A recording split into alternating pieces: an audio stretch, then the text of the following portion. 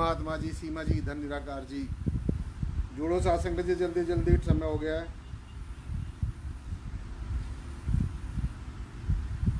सीमा सिंह जी, धन निराकार,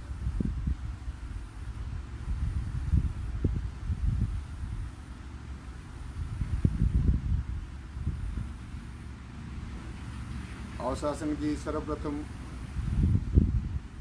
अपनी रचना को पवित्र करना है और सदगुरु भगवान के नाम का एक जय घोष, एक जयकारा, जिनकी अपार कृपा से आज हम सबको ये ज्ञान चर्चा यहाँ पर सुनने और सुनाने का सौभाग्य प्राप्त हुआ है।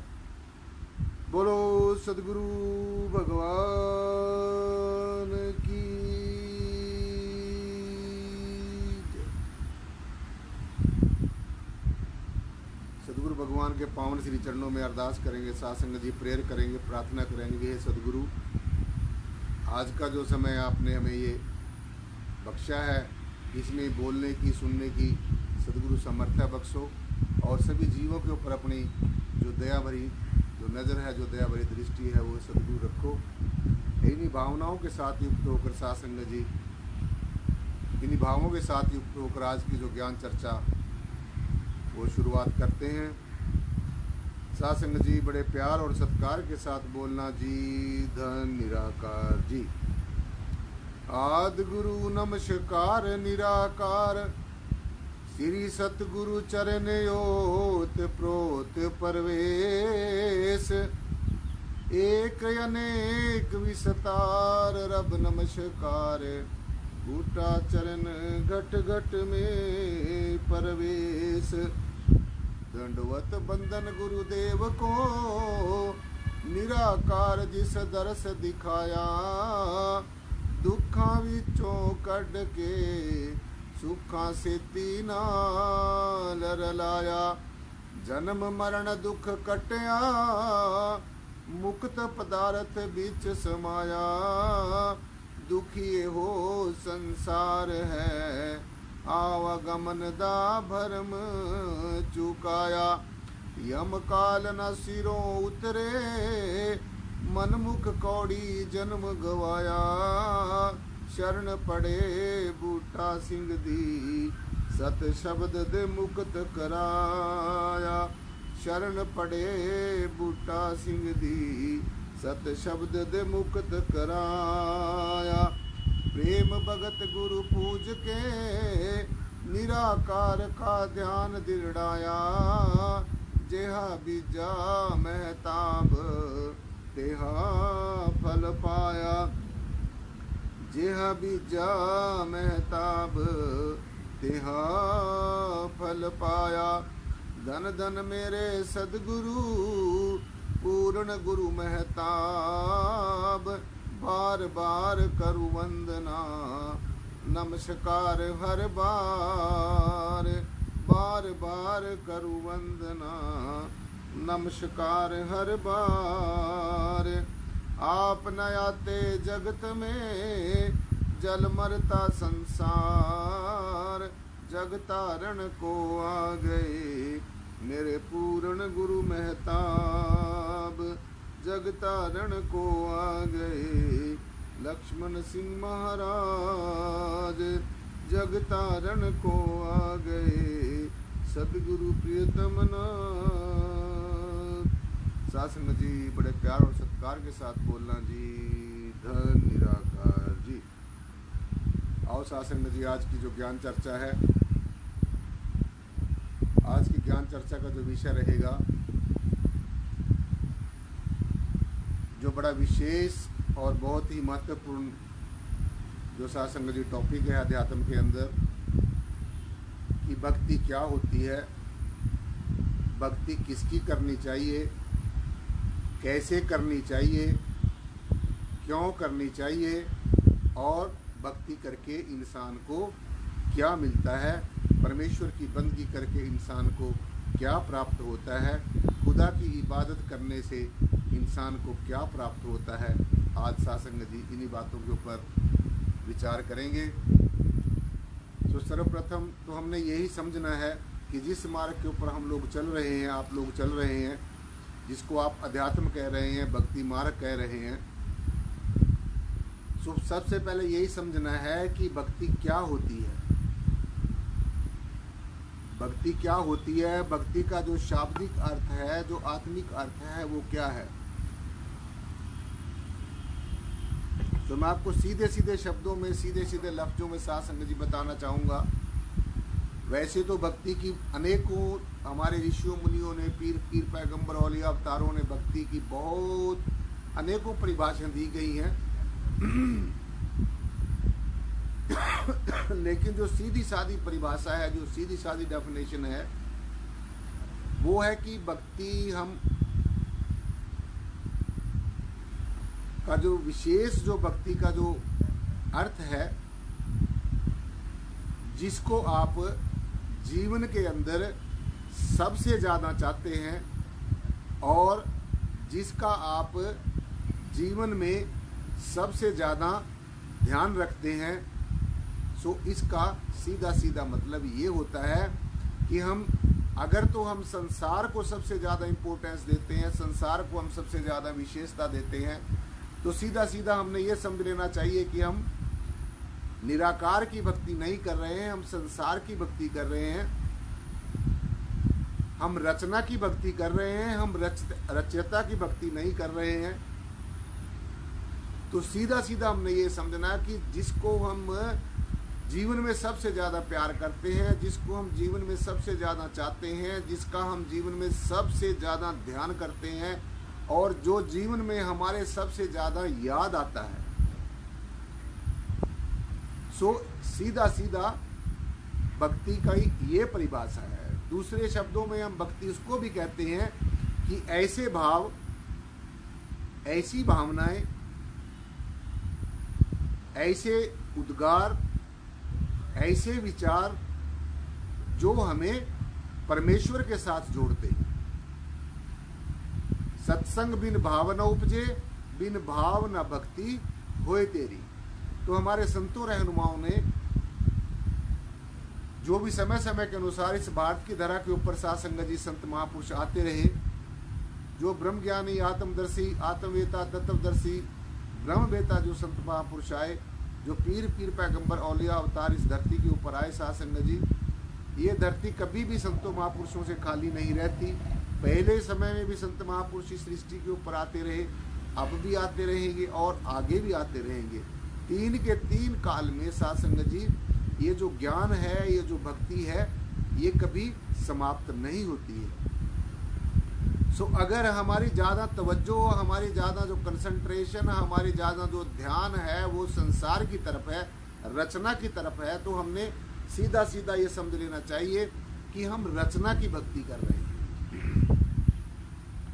अगर हमारा ध्यान अपने रिश्तों की, नातों की, सगे संबंधियों की, अपने जितने भी हमारे संबंध हैं उनकी तरफ हमारा ध्यान जाता है, तो हमने सीधा सीधा ये समझ लेना चाहिए कि हम अपने रिश्तों की, अपने नातों की, अपने सगे संबंधियों की, उनकी भक्ति कर रहे हैं। चाहे हम आंखें बंद करके बैठ जाएं, लेकिन आंखें बंद करके बैठना ही मात्र भक्ति नहीं है। आंखें बंद करके जब आप बैठते हैं तो आपने सबसे पहले अपने अंतर में यही देखना है कि अब जो आंखें बंद करके ये दुनिया की चीज़ों तो मुझे दिखनी बंद हो गई हैं, अब मेरा ध्यान किस दिशा में जाता है, अब मेरा जो फ्लो है, अब जो मेरी रूह है वो किस दिशा में जाती है, अब मेरे मनोभाव, वो किस तरह के मेरे अंतर में विचार आते हैं।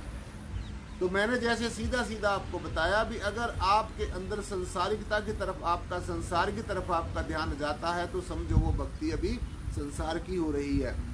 और अगर संसार में रहते रहते भी, मैंने आपको कल भी अपने विचारों में ये बात बताई थी कि संसार के अंदर रहते रहते भी आपने संसार में नहीं रहना है। आप संसार में रहे लेकिन संसार आपके अंदर ना रहे।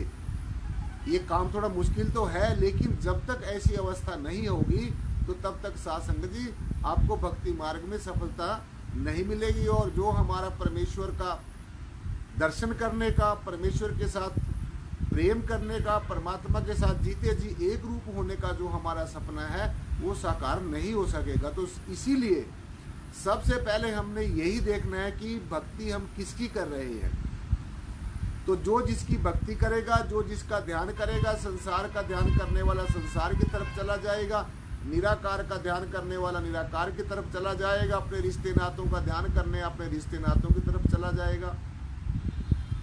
देवी देवताओं का ध्यान करने वाला देवगति को प्राप्त हो जाएगा, भूत प्रेतों की पूजा करने वाला दुर्गति को प्राप्त होगा। और जो परमात्मा को तत्व से जानता है, जो निर्गुण रूप से जानता है, जो गुण और अवगुण से परे निर्गुण स्वरूप से जानता है, रंग रूप और आकार से परे जो परमात्मा को निराकार से जानता है, निराकार स्वरूप से जानता है, और जो ये जानता है कि परमेश्वर परमात्मा परम तत्व हमारा मूल है, हमारा आधार है। तो ये तो हुआ भक्ति की परिभाषा की भक्ति क्या चीज होती है। अब भक्ति किसकी करनी चाहिए वो मैंने आपको बताया कि भक्ति जिसकी भी कोई करेगा, जो भी जिसका ध्यान करेगा, जो जिसकी आराधना करेगा, जो जिसको पुकारेगा, जो जिसके आगे गुहार लगाएगा, वो अंततः वहीं पर ही पहुंच जाएगा। तो भक्ति किसकी करनी चाहिए, अब आपको सीधा सीधा ये समझ लेना चाहिए। इस अखिल ब्रह्मांड के अंदर साध संगत जी, इस जमीन और आसमान के बीच में, इस अखिल ब्रह्मांड के बीच में जड़ है और चेतन है। बस ये दो बातें अच्छी तरीके से एक आध्यात्मिक जिज्ञासु को समझ लेनी चाहिए। और दाएं बाएं की उधारी ली गई बातें कभी भी आपके जीवन में काम नहीं आएंगी। जो आपका अपना खुद का तजर्बा है, जो आपका खुद का अनुभव है, सिर्फ हमारे जीवन में यही काम आ सकता है। और जितनी भी मनुष्य की बनाई हुई जो कल्पनाएं हैं परमात्मा के बारे में, परमेश्वर के बारे में जो कल्पनाएं हैं, वो कल्पनाएं कभी भी हमारे काम नहीं आ सकती। कल्पनाओं में अगर ये जीव फंसा रहा तो साथ संगत जी अंत तक ये कल्पनाओं में ही उलझा रहेगा। और जो इसका मनुष्य जन्म का जो लक्ष्य है, जो मनुष्य जन्म का हमारा परम चरम उद्देश्य है, जो भगवत प्राप्ति करने का उद्देश्य है, वो पूरा नहीं हो सकता। जो कल्पनाओं में उलझ जाता है वो कभी भी संसार की सीमाओं से, संसार की अटकलों से, संसार के पदार्थवाद से, संसार की जड़ चीजों से वो ऐसा जीव कभी भी ऊपर नहीं उठ सकता। सो इसलिए भक्ति किसकी करनी चाहिए, ये हमारा सवाल है। मैंने आपको बताया कि भक्ति क्या होती है, अब भक्ति किसकी करनी चाहिए। सो मैं आपको सीधा सीधा स्पष्ट ये बताना चाहता हूँ साध संगत जी कि भक्ति जो है, ध्यान हमने जो करना है, भक्ति हमने जो करनी है, वो हमने जड़ की भक्ति नहीं करनी है, जड़ की हमने ध्यान नहीं करना है। क्योंकि जो जड़ है, जड़ का ध्यान करने से जड़त्व हो जाता है, जड़त्व को प्राप्त हो जाता है, सब कुछ जड़ हो जाता है, बुद्धि जड़ हो जाती है, चित्त जड़ हो जाता है, मन जड़ हो जाता है। मन भी जड़ चीजों के बारे में मनन करना शुरू कर देता है। और जो मन से सूक्ष्म हमारे अंतर में जो बुद्धि है, बुद्धि भी जड़ चीजों के बारे में विचार करना शुरू कर देती है। और जो बुद्धि से सूक्ष्म जो हमारा चित्त है, चित्त भी जड़ चीजों का ही चिंतन करना शुरू कर देता है। और अंत में रिजल्ट ये निकलता है, परिणाम ये निकलता है कि जो मनुष्य है, जो जिज्ञासु है, जो जड़ चीजों का ध्यान करने वाला है, जो जड़ चीजों की पूजा अर्चना करने वाला है, वो अंत में जड़त्व को ही प्राप्त हो जाता है, वो जड़ हो जाता है। चेतना की तरफ से, परम चेतना सत्ता की तरफ से, परमेश्वर की तरफ से, परब्रह्म निर्गुण निराकार सर्वाधार विश्वाधार परम तत्व की तरफ से उसका ध्यान बिल्कुल ही हट जाता है, वो जड़ की तरफ ही चला जाता है और अंततः वो जड़ ही हो जाता है। सो इसलिए ये भली भांति समझ लेना चाहिए कि जड़ चीजों की जो ना ध्यान करना है, ना जड़ चीजों के आगे जो मैन मेड चीजें हैं, इंसान की बनाई हुई चीजें हैं, तो वो कभी भी परमात्मा नहीं हो सकती। इंसान परमात्मा के बारे में सिर्फ कल्पनाएं तो करके कुछ ना कुछ बना लेता है, लेकिन वास्तविकता को नहीं जान सकता। और उन्हीं कल्पनाओं में सारा जो जीवन है उन्हीं में उलझा रहता है। कुछ ऐसी अध्यात्म के अंदर मूढ़ मान्यताएं हैं जो साध संगत जी युगों युगांतरों से चली आ रही हैं, जिनका कोई मतलब ही नहीं है, जो इंसान ने खुद बना लिए हैं। ऐसी मूढ़ मान्यताओं में उलझेवाल जो जीव है, जो ऐसी मूढ़ मान्यताओं में जो उलझ गया है साध संगत जी, वो भी कभी परम तत्व को प्राप्त नहीं हो सकता। ऐसा जीव भी कभी ज्ञान को उपलब्ध नहीं हो सकता। इसलिए जो जड़ चीजें हैं, जो हमारे साथ बोल नहीं सकती हैं, जो हमारे साथ व्यवहार नहीं कर सकती हैं, जो पत्थर की करते सेव उनकी निष्फल होवे सेव, ना पत्थर बोले ना कुछ दे, निष्फल कर्म असफल कर्म निष्फल से।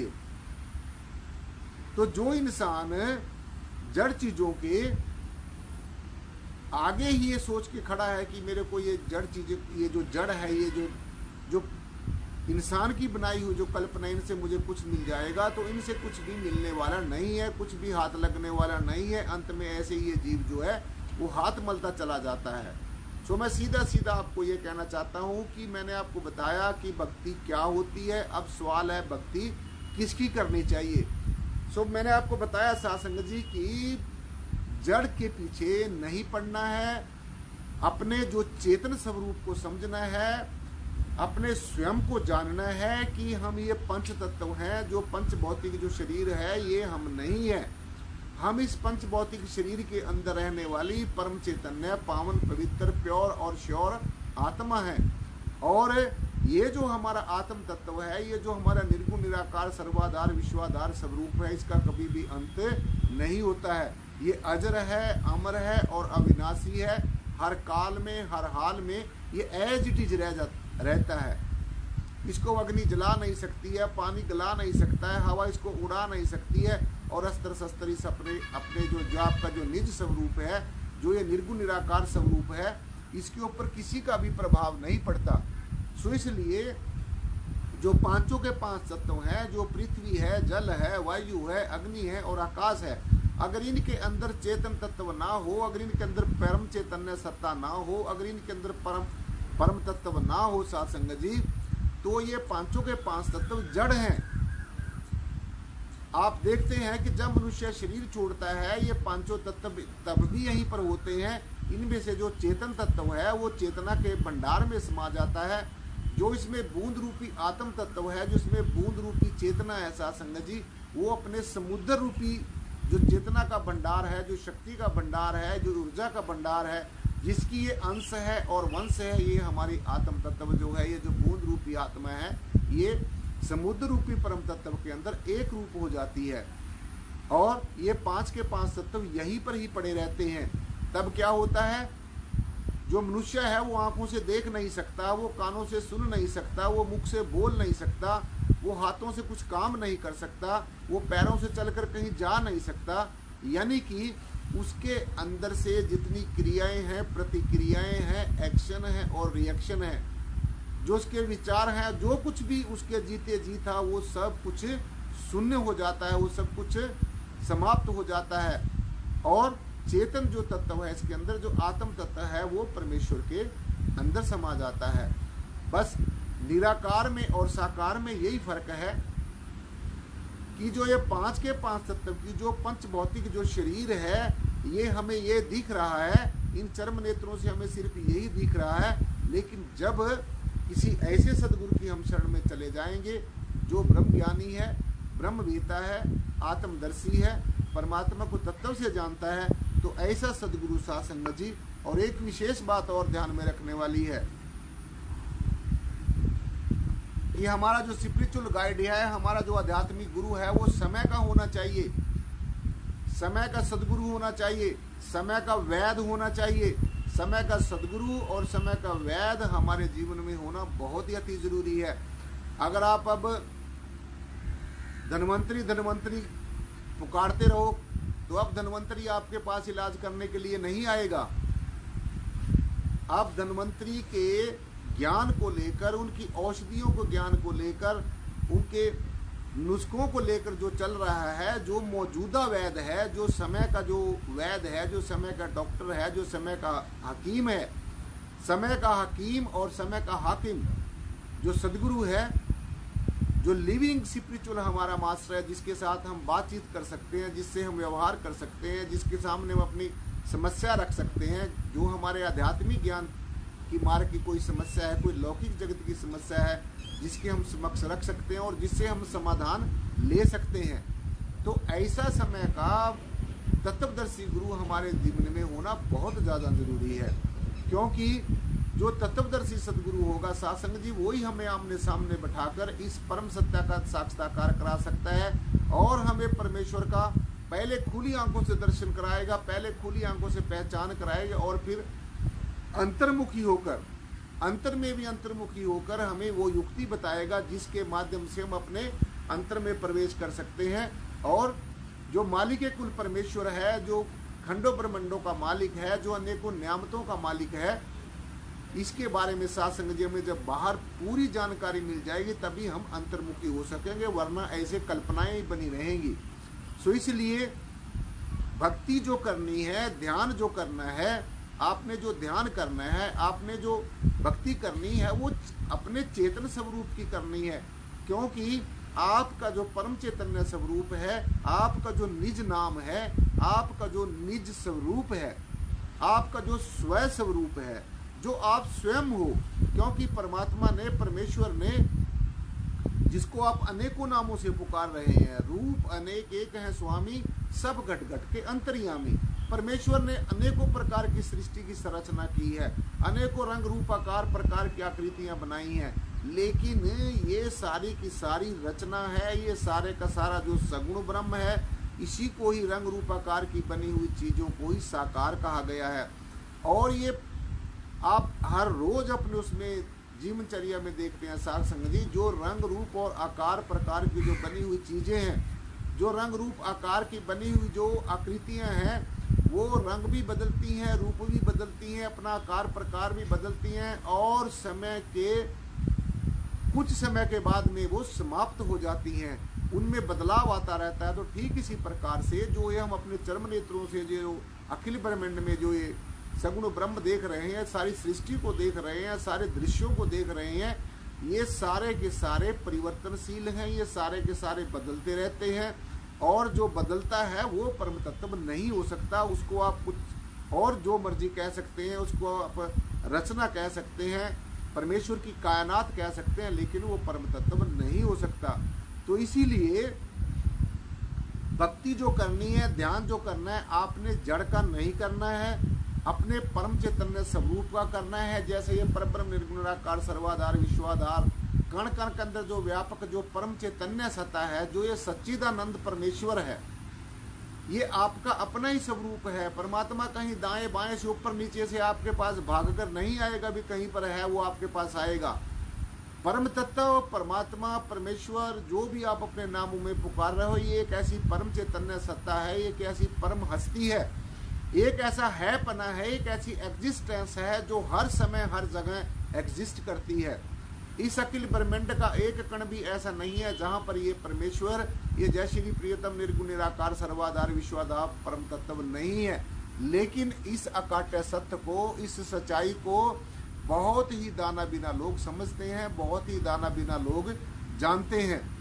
परमेश्वर के बारे में जानना, परमेश्वर को की पहचान करनी, ये सबसे पहले हमारे जीवन में एक आध्यात्मिक जिज्ञासु के मार्ग में, एक अध्यात्म के मार्ग पर चलने वाले जीव के लिए ये सबसे पहले यही जरूरी है।